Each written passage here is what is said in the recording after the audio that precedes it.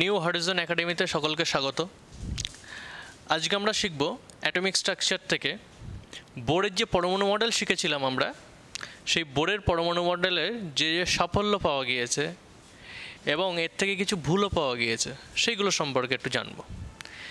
আজকে হচ্ছে পরমাণু গঠনের পার্ট 6। তো বোরের পরমাণু মডেল থেকে আমরা কি জানতে পেরেছি? 1 নম্বর জানতে পেরেছি পরমাণু স্থায়িত্ব সম্পর্কে। পরমাণু যে স্থায়ী সেইটা সম্পর্কে কিন্তু বোরের পরমাণু মডেল থেকে জানতে পেরেছি। কারণ আমরা যেটা জানতে পেরেছিলাম রাদারফোর্ড থেকে যেটা জেনেছিলাম, সেখানে কিন্তু পরমাণু স্থায়িত্ব সম্পর্কে ব্যাখ্যা পাওয়া যায়নি। কিন্তু বোরের থিওরিতে এসে আমরা যে পরমাণুটা স্থায়ী, যে নিউক্লিয়াসটা স্থায়ী, নিউক্লিয়াসের ওপর ইলেকট্রন এসে আপতিত হচ্ছে না, সেটা কিন্তু আমরা জানতে পেরেছি। যে নিউক্লিয়াসের জায়গায় আছে, ইলেকট্রনের জায়গায় আছে। ইলেকট্রন কখনো ঘুরে গিয়ে নিউক্লিয়াসের উপর আপতিত হবে না, অর্থাৎ পরমাণু কিন্তু স্থায়ী, এটা জানতে পেরেছি। 2 নম্বর জানতে পেরেছি কি এইচ পরমাণুর, হাইড্রোজেন পরমাণুর রেখা বর্ণালী আমরা কিন্তু পার্ট 4 ভিডিওতে কিন্তু আমরা পুরোটা রেখা বর্ণালী সম্পর্কে আইডিয়া দিয়েছি।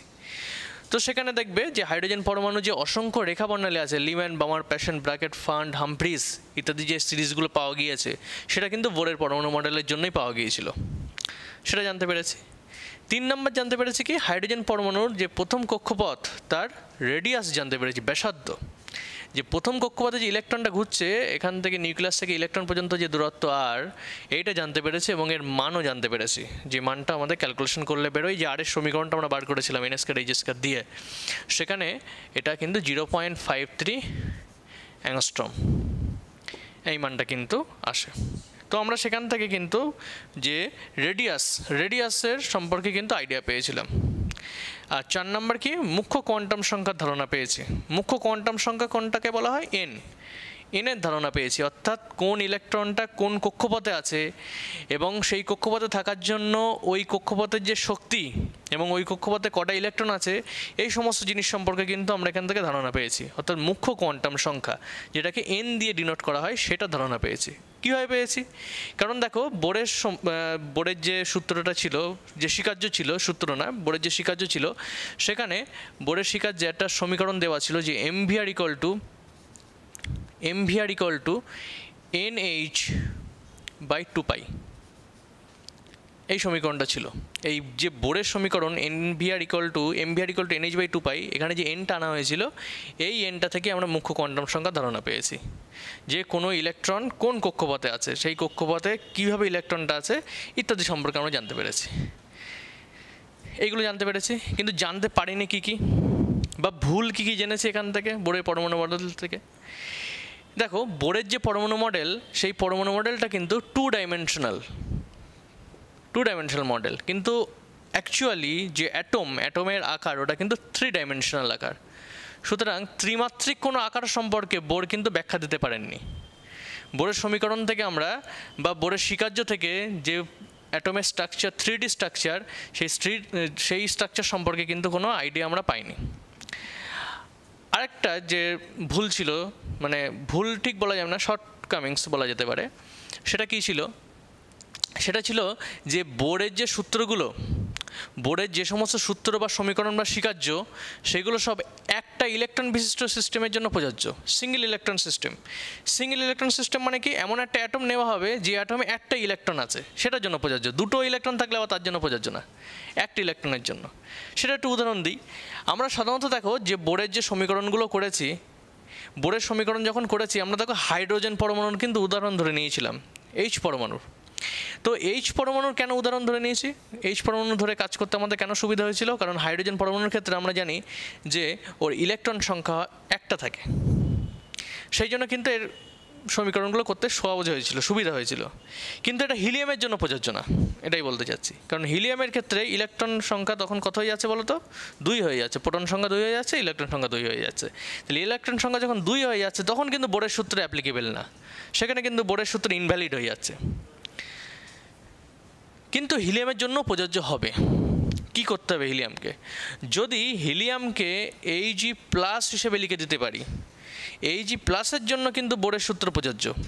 তাহলে কেন প্রযোজ্য? Ag-র মাথায় প্লাস লেখা মানে এখানে 2টো থেকে একটা ইলেকট্রন কমে গেল। প্লাস লেখা মানে +1 হয়ে গেছে, প্লাস লেখা মানে একটা ইলেকট্রন কমে গিয়েছে। তখন কিন্তু বোরের সূত্র এখানে প্রযোজ্য। আবার লিথিয়াম যদি লিখি, লিথিয়ামের জন্য কিন্তু প্রযোজ্য না, কারণ লিথিয়াম কত হয়? লিথিয়াম কিন্তু 3 হয়, এর পারমাণবিক সংখ্যা 3, অর্থাৎ এর ইলেকট্রন সংখ্যা 3। তাহলে 3টি ইলেকট্রনের জন্য প্রযোজ্য হবে না, কারণ একটার জন্য প্রযোজ্য। কিন্তু লিথিয়ামের জন্য প্রযোজ্য করতে গেলে লিথিয়ামকে কী অবস্থায় নিতে হবে? 2+ অবস্থায় নিতে হবে। এটা কিন্তু লিথিয়াম প্লাস নিলে হবে না, লিথিয়াম প্লাস নিলে ইলেকট্রন করা হচ্ছে 2টো, তো তা নিলে হবে না, একটা ইলেকট্রন করতে হবে। করতে গেলে এলআইয়ের মাথায় 2+ লিখলাম, তাহলে 2টো ইলেকট্রন কমে গেল, তাহলে 3টে থেকে 2টো কমে গেলে থাকলো একটা ইলেকট্রন, তখন কিন্তু প্রযোজ্য। তাহলে লক্ষ্য করবে যে এমন একটা অ্যাটম নিতে হবে, সেটা প্লাস বা মাইনাস আকারেও নিতে পারি বা নিউট্রাল আকারেও নিতে পারি। লক্ষ্য রাখতে হবে যেন ইলেকট্রন তার একটা থাকে, একটা ইলেকট্রন থাকলে প্রযোজ্য, একটা ইলেকট্রনের বেশি থাকলে প্রযোজ্য হবে না। আবার যদি বলি এমন একটা অ্যাটম নিয়েছি যেখানে ইলেকট্রনই নেই, একটাও ইলেকট্রন পুরো 0 হয়ে গিয়েছে, সেখানে কি প্রযোজ্য? না, সেখানেও কিন্তু প্রযোজ্য না, এটাও লক্ষ্য রাখতে হবে। ধরো তোমাকে পরীক্ষায় দিল যে H+, এইটার জন্য কি বোরের সূত্র প্রযোজ্য, বোরের স্বীকার্য প্রযোজ্য, বোরের যে সমীকরণ প্রযোজ্য? না, এটার জন্য কিন্তু প্রযোজ্য না, কারণ H+ লেখা মানে H মানে তো একটা ইলেকট্রন, এইচের মাথায় আবার প্লাস লিখে দিয়েছি মানে এইচে কিন্তু একটা ইলেকট্রন নেই, তখন কিন্তু এটা প্রযোজ্য হবে না।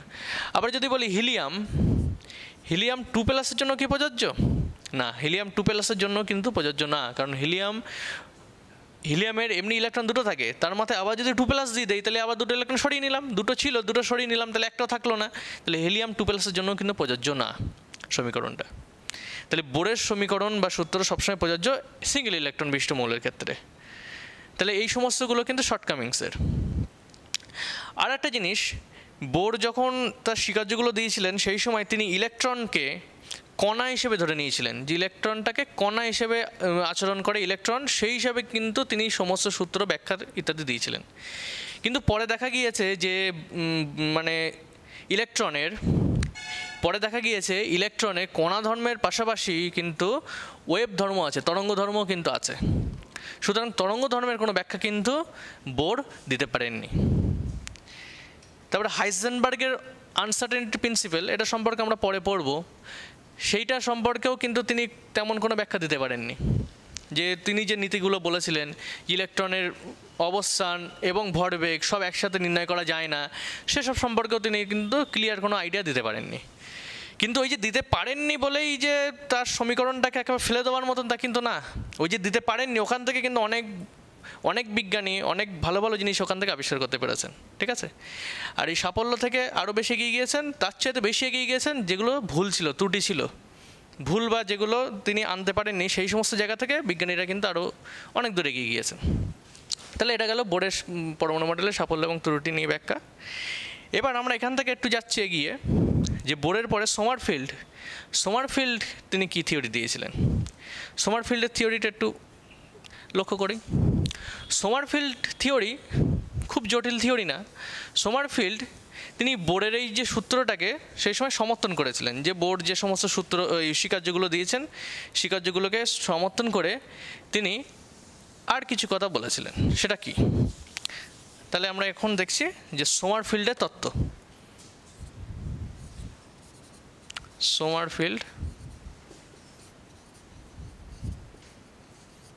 সোমারফিল্ডের তত্ত্ব।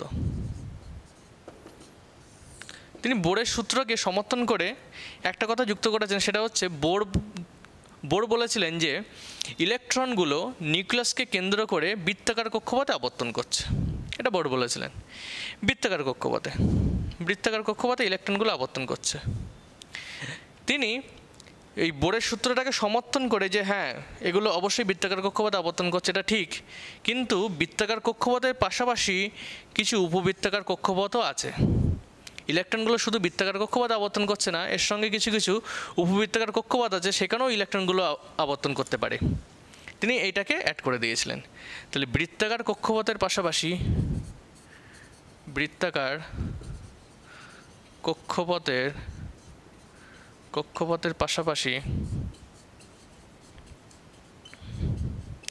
পাশাপাশি উপবৃত্তাকার কক্ষপথের ধারণা দিয়েছিলেন।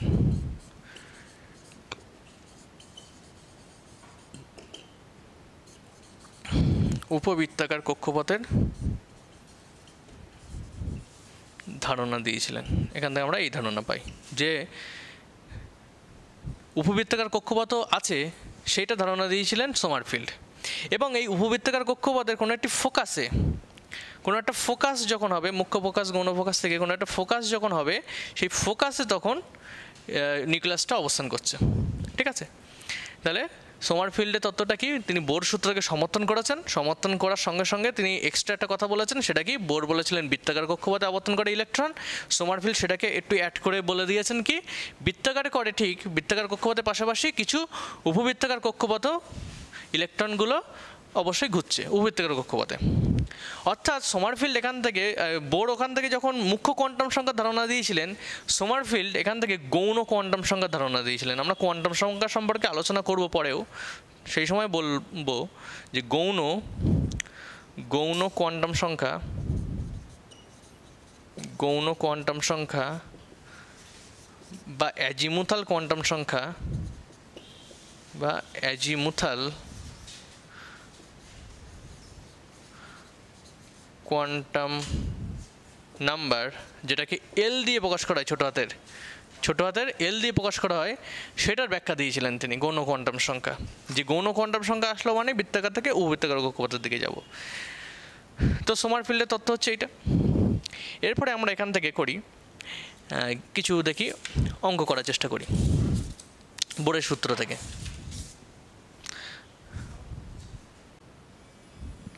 এবার দেখো আমরা এই অঙ্কটা করব। অঙ্কটা ভালো করে পড়ে নাও। কি বলেছে, হাইড্রোজেনের যে রেখা বর্ণালী আছে, একটা সারি বলে দিয়েছে, বামার সারি। আগের দিন আমরা কিন্তু সমস্ত সারি সম্পর্কে অবগত হয়েছি আগের ভিডিওতে। এখানে বলেছে যে বামার সারিটা হচ্ছে, বামার সারির ক্ষেত্রে প্রথম এবং শেষ রেখা তার তরঙ্গদৈর্ঘ্য বার করতে হবে। বামার সারি সম্পর্কে কিন্তু ডিটেলস আলোচনা আমাদের কিন্তু আগের যে ভিডিওগুলো আছে সেখানে কিন্তু আমি ডিটেলস আলোচনা করেছি। কারো যদি সেটা না দেখা থাকে অবশ্যই দেখে নেবেন, নইলে এই অঙ্কটা একদমই বুঝতে পারবে না। বামার সারির কটা কি বর্ণালী হয়, কোন বর্ণালীর কি রং ইত্যাদি সম্পর্কে আমি ডিটেলস বলেছি, ওখানে দেখে নেবে। না দেখা থাকলে অবশ্যই দেখে নেবে। এবং যাদের দেখা আছে তারা নিশ্চয়ই জানো, এইচ আলফাটা ফার্স্ট রেখা, আর একদম শেষ রেখাটা হচ্ছে H delta, alpha beta gamma, তারপরে হচ্ছে ডেল্টা। এবার দেখো বামার সারির ক্ষেত্রে আমি যদি সমীকরণটা লিখি, যে রিডবার্গের সমীকরণটা কি হবে, নিউবার ইকুয়াল টু রিডবার্গ ধ্রুবক আর ইন্টু সমীকরণটা হচ্ছে 1/n1 স্কোয়ার, যেটা সেটা হবে লিম্যান্ড বামার, তাহলে n সমান 2 হবে। লিম্যান্ডটা n সমান 1, n1 সমান 1, লিম্যানের পরে আসে বামার, সেই জন্য n1 সমান 2, তাহলে 1/2 স্কোয়ার মাইনাস 1/n স্কোয়ার হবে। এইবার এইটা আমি বসাবো, এনটা কত হবে, এইচ আলফাটা বলেছে প্রথম সারি, তাহলে এইচ আলফার ক্ষেত্রে n একবার হবে 3, মানে প্রথম সারি 2 এর পরেই যে সারিটা আসে 3, আর এইচ ডেল্টা এর ক্ষেত্রে হবে, তাহলে শেষ রেখা মানে 4 নম্বর রেখা, আলফা সমান 3, বিটা সমান 4, তারপরে গামা সমান 5, ডেল্টা সমান 6, 3 4 5 6, তাহলে n সমান 3, এই ক্ষেত্রে হবে এইচ ডেল্টার ক্ষেত্রে n সমান 6,